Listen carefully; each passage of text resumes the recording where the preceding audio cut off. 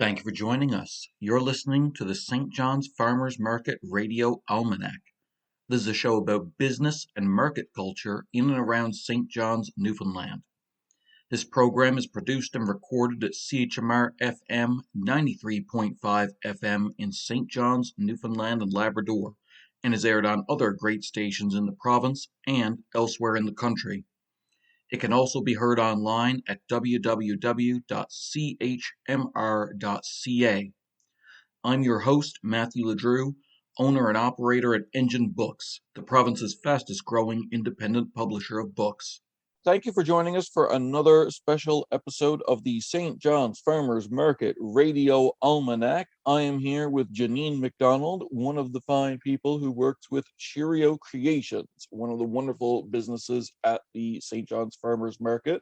Absolutely lovely. It makes these lovely crocheted and knitted toys and creatures and keepsakes and sometimes wearable things and just all these wonderful things that my goddaughters absolutely die for, kind of thing. Thank you for joining us, Janine. Nice to be here. Yes, I agree. Okay, tell me about Cheerio Creations. How in God's name did this happen? Well, it actually started back in 2013. Myself and my mom. My mom had just retired. We had a little bit of, my daughter was about 2 years old, and I had actually given up work. My daughter is medically complex, so she's a child with a lot of exceptionalities. So I became a stay-at-home parent. My dad had just passed away, and myself and my mom kind of wanted to get to do something together to help raise some money for some medical equipment. That's actually how it started. We wanted to raise some money for medical equipment. And we decided to my mom actually just taught me how to crochet. My mom knew how to knit and crochet, obviously, for years, but she actually only just taught me how. And we decided to start a little business. We wanted to do something different than your typical knitted hats and your knitted socks, which is very common. So we actually started making the things that we were making for my daughter. So we started making, my daughter, one of her conditions is autism. So we started making the little toys. And she likes everything handheld, so it was just for her. And we started making those flowers. So we make forever flowers. So what we used to do is bring the flowers into her hospital room.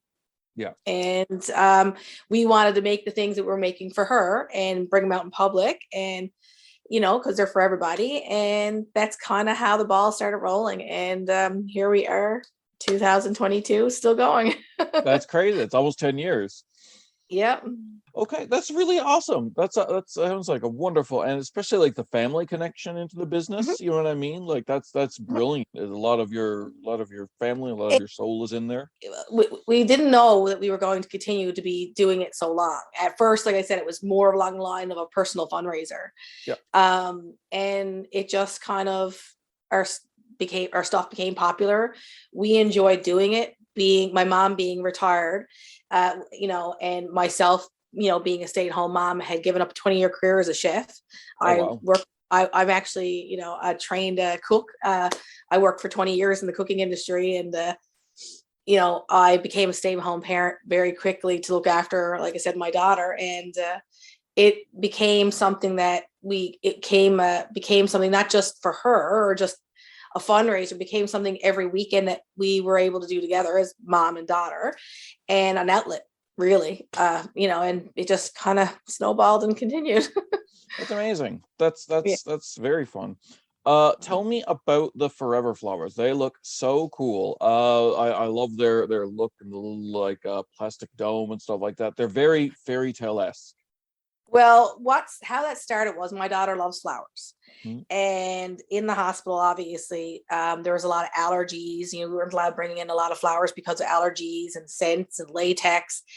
And so one day my mom went on the internet and seen these things called, these flowers, these knitted flowers. And she's like, I'm going to try to make my own. So we had got some teacups that in the cupboard. Mm-hmm. And my mom decided to use the teacups because we didn't have pots. So she decided to make she made her own pattern. She made these little flowers, and we brought them into the hospital. Other parents started seeing them, other nurses, and they're like, oh, could you make me one? And, can we have one? And my grandmother had at that time got into a long-term care home. And a lot of long-term care homes only have like one little section for flowers, like windowsills and stuff. And she loved gardening. So we started making her plants. And it literally kind of how it started. And then it was great because we didn't have to care for them. We didn't have to purchase things that would, die in 2 weeks time, and we used teacups for my nan. We used teacups that she used to have in our own home. So it became something really special. And I used teacups from my daughter that I had that were kind of special for us, that not everyone uses a teacup and saucer. So, but it was nice to have something out of the cupboard. And now we had it on display all the time. And that's kind of how it snowballed. Yeah. And then we started doing them for other families, other kids' rooms in the hospital, nurses, and the long-term care home. We started getting families asking us, could we make them for their parents' rooms too? So. Wow. Yeah. That's lovely. That's lovely. And it sounds like you did something out of a genuine expression of love, and then like other people went like, I would like that as well, and it just kind of grew naturally from there. Well, and that's actually exactly how it happened. We started, like I said, as a fundraiser, and then our products were very unique to our needs. And then other people started saying, hey, this is great. Because when we sell our stuff, we just don't sell our products. We always tell our story. Like, people come around and say, how do you do this? Or what did you do this? And we always tell our story of why we started, because to us, the story behind why we started is more important than the product. Yeah, that makes sense. Did it ever occur to you to just say, go learn to crochet? Like to those people. I can't knit. I can't crochet. My mom has been doing, my mom has, beside working, my mom has been doing events and craft fairs and glaciers for years. Yep. For me, I spend a lot of time at the Janeway. Again, my business revolves around my daughter. My daughter has, like I said, she's got cerebral palsy, epilepsy, and all those other conditions that she lives with. So we spend a lot of time at the hospital. So I had a lot of late nights. And so my mom said, you need to make yourself busy. You need to do things when she's sleeping, when she's resting. Let me show you how to make a dishcloth. At least it's something to keep your hands busy, keep your mind busy. And that's how it started. My mom showed me how to make a dishcloth, and then she showed me some other things. And then I started watching some YouTube tutorials. And so when my daughter and when I say hospital, we probably spent 500 more times up there. So I've had a lot of time to learn. And so that's what I did. When she slept, I sat in a chair with a nightlight on, and I crocheted and I knitted things and I made things for her, for the kids on the floors, for whatever. And it kept me busy. It gave me something else to do. And that's how it started, with a little dishcloth. I cannot imagine. I've spent far too much time on the Janeway, but nowhere near that amount of time, and I cannot imagine. I'm so sorry. It's nothing to be sorry about. It's part of life. Unfortunately, this is our life. Don't get me wrong. Absolutely. But there's another part of me is like, I hate that building so much. I don't like the building. Even if it was everything else, but not having to stay in the Janeway, I'd be like, yep. I get it. My dad worked at the Janeway for 35 years. So the Janeway's been part of our life for more, not just for my daughter. And it's not Yeah. the people that work there. The people that work there are amazing. It's not the building itself. It's every time I go there, I'm tense. You know what I mean? Yeah. Oh, I get it. My daughter was just diagnosed with PTSD as well. She had a really, in April of this year, she had hip osteotomy surgery. So at 12 years old, she had a hip replacement. Oh. But what happened was, where she has cerebral palsy, her leg was growing sideways. So a hip osteotomy, what they done is in April 1st, actually, they removed her leg, turned it, put it back in the socket, with a metal plate and screws. You can do that? Yeah. Oh my God almighty. Oh my God almighty. When I tell you my kid has been through a lot, she's a pretty darn special kid. And oh yeah, at 12 years old to go through a surgery that there's adults who couldn't handle it. no. She's a pretty special breed, let me tell you. Oh yeah, no, she's amazing young So, lady. Oh my like I Lord. said, when our business really does coincide with my life, as much as people say, it does, but it really does. Everything I do for her. She tells me what to make. She picks out the colors. She talks about the flowers. Like, she comes with us, and because we buy the pots upcycled, so she comes with us and picks it all out. Like, she's a very intricate part of what we do, and she's the reason why we started and why we're doing it. So You keep saying pots. I don't know what I've been to your table a few times. I don't get what pots has to do. Oh, Explain that. okay. So all the flowers are we don't just buy like terracotta pots from the dollar store. We go around to like SPCA, Breakaway, charities that stay here. And we try to find like teacups or sake cups or just little vessels that we can put flowers in that would match what we're doing. So all of the pots that we use, we try to upcycle them. So then we save them from the dumpster. There are sets that were discarded or broken. And so you're getting something unique too. So we upcycle as well. Yeah. That makes sense. I was thinking pots that you cook in, and Oh, yeah, I was no. trying to figure out I'm just too early in the morning, I guess. And I was sitting here like, what?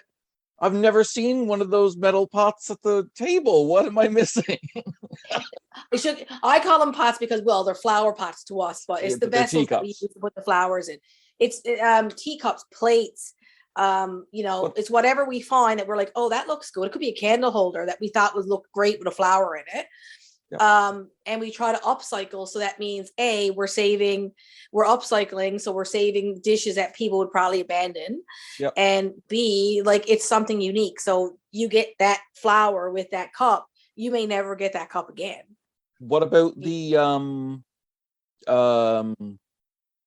glass dome ones? The domes are something we had found, actually. That's something we had sourced from the store. We do that every now and then too. But we found them and we just thought it was neat to do the little flowers in them and, to have something a little different. And to be honest with you, we had just watched Beauty and the Beast. Yeah. And it came to my mind. So we were trying to figure out, so we actually do the flowers and bonsai trees in them. Yep.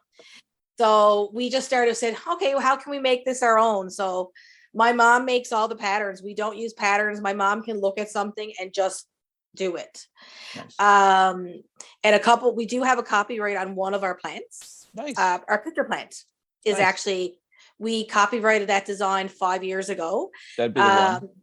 That's the one we copyrighted. It's our design and pattern. Yep. Yeah. Now, hear me out.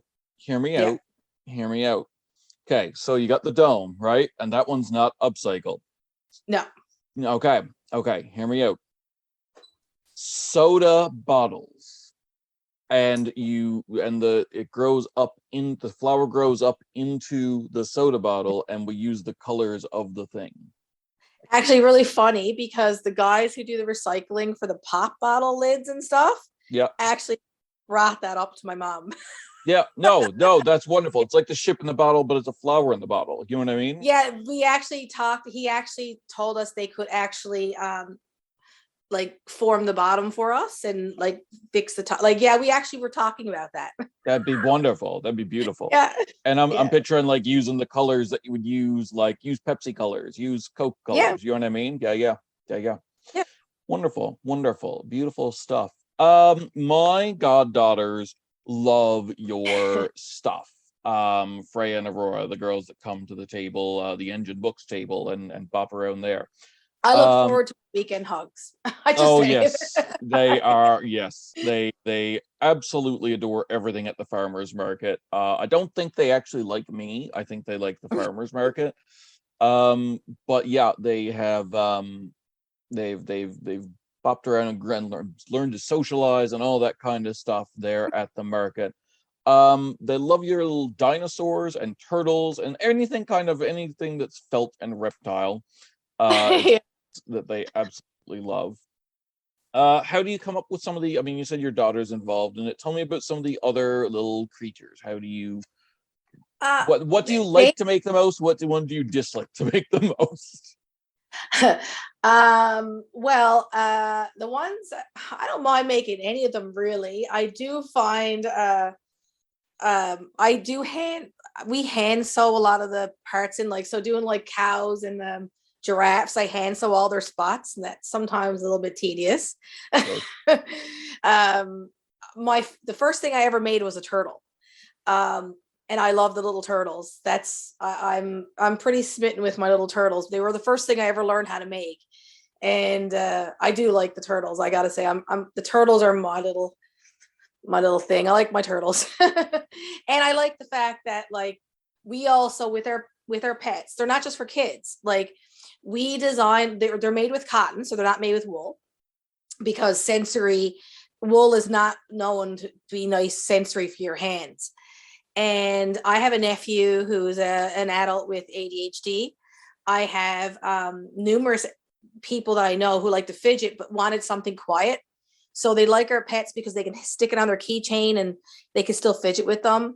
When I say sensory, I make things for visual appeal too. So I try to make some of my little animals more like to the colors, lifelike. I always recommend doing your own little terrariums, like with a bowl, and put little rocks in it and put your little, your lobster, and put it on your desk. And, every now and then you have someone come in and they look in your desk, see this little turtle. They either laugh or they giggle like, oh my God, they got a turtle. Or they're like, oh my God, it's so cute. Or, or you can just pick it up and rub it in your hand and put it back in. And I find we actually sell probably more to the adults with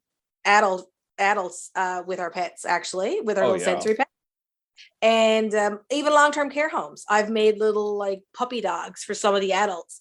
I've made terrariums for daycares, for school, for teaching, things like that as well, because they're good teaching tools. Actually, our pitcher plant, we have a lot of schools, my daughter's school, for example, and we put flies in it. And so the kids can take the flies out and learn that the pitcher plant is a carnivore. Oh, wow. And kids don't know that. So it's a good teaching tool as well. And of course, people who live away, they can't really pick a pitcher plant or grow it away.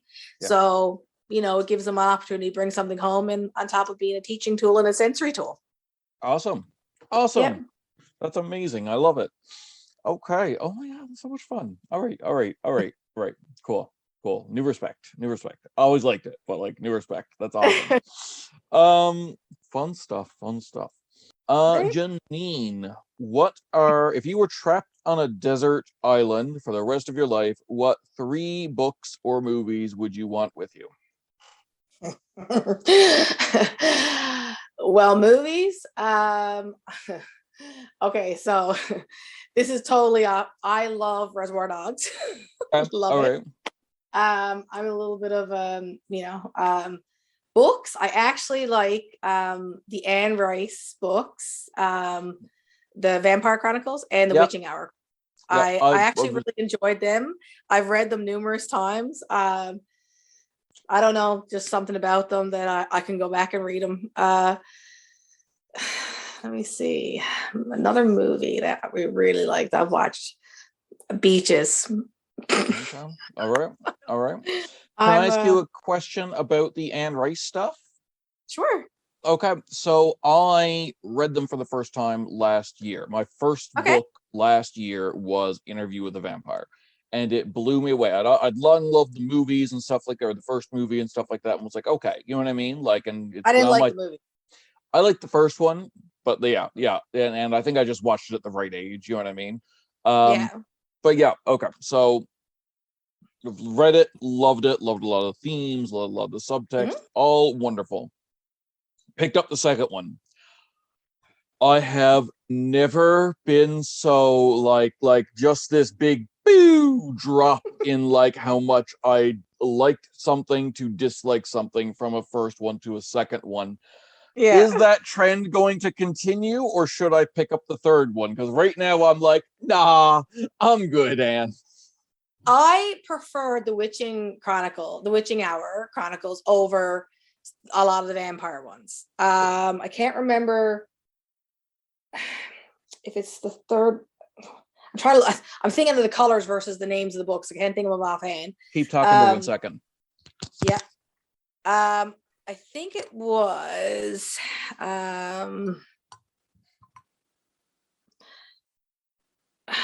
I can't remember. There is the Vampire Lestat was pretty good. I enjoy that book. Yeah. Gotcha. There's a couple books that hit and miss. Like some books I kind of just read it to finish it, but there was like one or two in that series that I was like, okay, I really liked it. Now, The Witching Hour, loved them all. Every one of them, loved them all. Yeah. What got me started there, I was on my to be read list, and then I randomly in books at a yard sale discovered a absolutely pristine hardcover first edition of Oh, nice. Yeah. the vampires. I was like, all right, well, I gotta read that now. That's that's just gotta happen now. Wonderful. Good stuff. Janine, what inspired, well, this one we already know the answer to, but feel free to answer it again for the question episode kind of thing. Sure. Janine, who inspired you to start your business, Cheerio Creations? My daughter and my mom. That makes sense. And my mom's my partner. So Yep. How so? Can you want to explain that? Again, like I said, my mom wanted me to have an outlet to create why I was looking after my daughter. So she taught me how to crochet, obviously. And then my daughter, who enjoyed me making the stuff for her. And, and it kind of just blossomed from there. And it was nice to be able to work with my mom, and it's nice to be able to do things that my daughter enjoys me doing as well. So, yeah. Excellent. Makes sense. Makes perfect sense to me. Janine, if you were a jam, what kind of jam would you be? Bacon. Bacon jam. Why do you say that? Bacon and onion. Okay. Bacon jam. It's a good jam because not many people make it. Yep. It's different. Yep. It's sweet, but it's just good. Yeah. Well, it's bacon. I mean, it's bacon. Yeah. It's complex. It's got complex tastes going right through it. And I'm a very complex person. Okay. All right. That's all I can say. All right. Janine, how did you select the name of your business, Cheerio Creations? Well, that's actually pretty interesting too, because my mom, my partner, was actually an immigrant from Scotland. My mom was born in Edinburgh, Scotland. Oh, really? Yeah, and my dad was Welsh. Okay. So, growing up, Cheerio was something we always said because we didn't like to say goodbye, or and hello, see you again. So growing up, we always said Cheerio, see you again.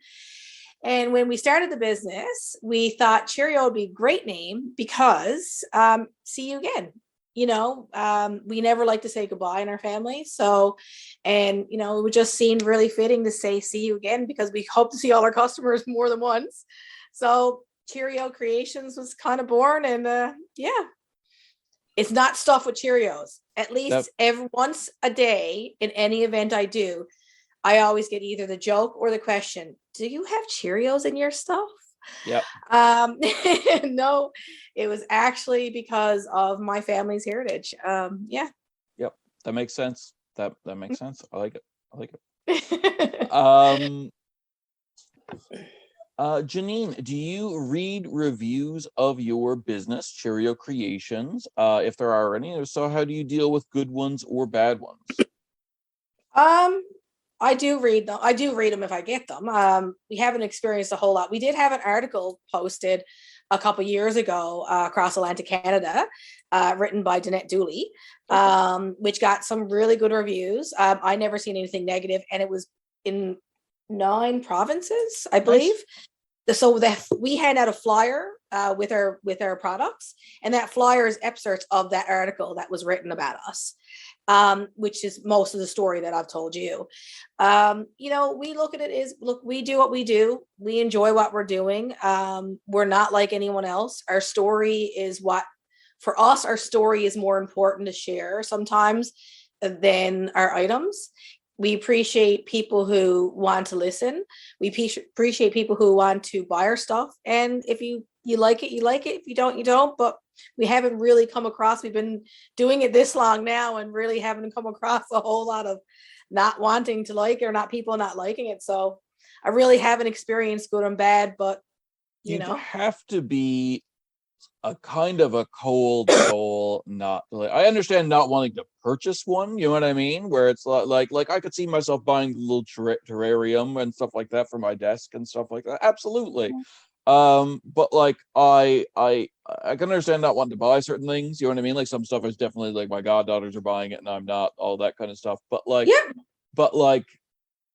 I cannot see someone being cold enough to be like, I want that, and then being like, oh, this isn't what I expected. I wanted to be filled with Cheerios or whatever.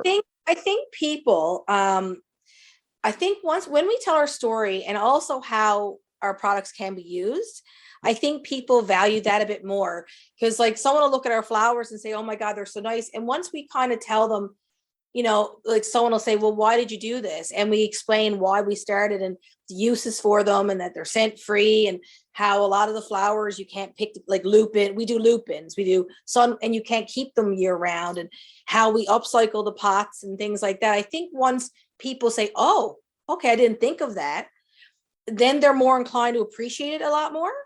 Yep. And the same thing when we explain our sensory pets.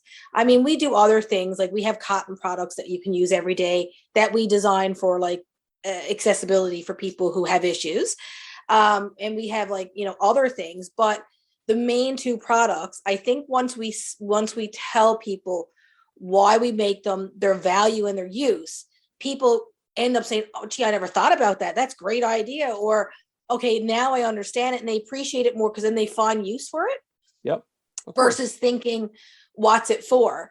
So I think that our story, that's the benefit of telling our stories, for people to see the actual value and use of them. Like we have a lot of people who buy our plants now for their mobile homes, their campers, their cabins, because then they don't have to worry about the plants every year. Yeah. Bed and breakfasts who use our pitcher plants on their nightstands. Yeah. So I think once that kind of value goes in and the use of it, I think people understand and they respect it too. Yeah. I think people understand and respect the work that goes into it as well. Okay. Wonderful. Good. Janine, does your work, when you're working at Cheerio Creations at St. John's Farmers Market, at the end of the day, are you energized by that, or are you exhausted at the end of a day? Depends on the day. No, right. No, I think, I think it's great. I love work. Like I love being at home. I'm a people person. I always was a people person, and I like being out. I like meeting people. I like talking to people. Obviously you're selling stuff. That's your job. Your job is to be at your booth, to pitch your story, to sell your products. And I mean, like any job, at the end of the day, it's a job. It's not something that I think a lot of people have to realize with local businesses that it's not something, a lot of us do this 7 days a week. Yeah. We have to create the products. We have to buy the materials or order the materials in. We are doing this. We set hours aside a day to work on our products.